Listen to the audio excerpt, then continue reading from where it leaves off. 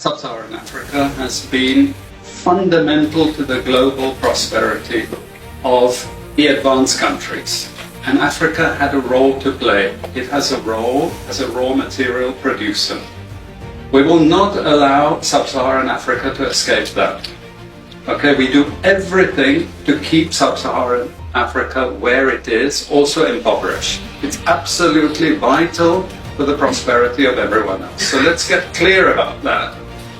Okay, and this means all the economic structures, all the global institutions, and the economics we teach everyone is all designed to keep Africa exactly where it is. And whether it is Europe or US or now China, it's always the same. We need Africa to be impoverished because we need those raw materials and we need them dirt cheap. Okay, so that's the message. It doesn't mean to say that there's nothing Africans can do. Of course there is. This is what it's about. Because if Africa does do something different, I assure you living standards of all those in Europe and North America and Asia is going to fall. Okay? And that is a big price to pay. I assure you that the West is not going to allow that without a big fight. Okay, so the job of many Western academics is to convince Africans they have to keep doing what they're doing. Okay, and to show them it's your fault that you're poor. It's not our fault.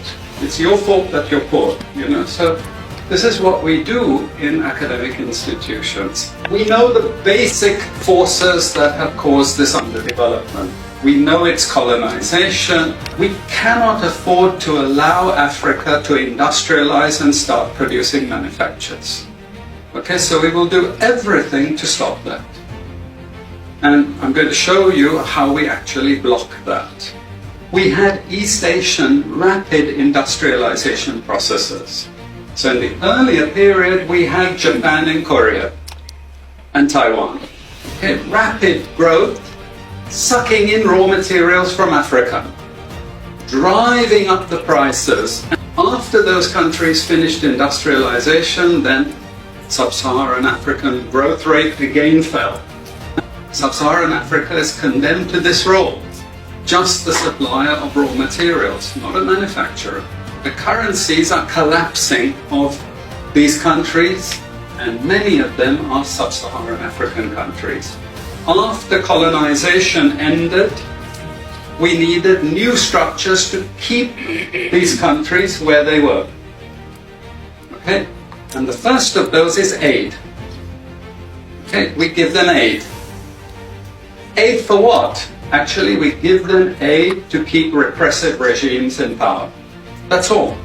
All the hypocrisy about transparency and democracy and bullshit like that, it's all bullshit. But it would go to country after country offering loans. And if the president did not accept the loan, they were killed. It's just economics. It's economic warfare. The rich declare war on the poor. It happens everywhere. It happens in a country. The rich control the government. Of course they do. You really believe you have democracy? Come on. I mean, grow up.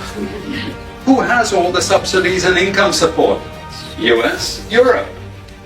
The largest budgets in the world for supporting their farmers are Europe and US. You see, we're keeping them dependent. We're keeping them on a string. This next round of the WTO is designed to block that. To block anyone else getting on top of the ladder.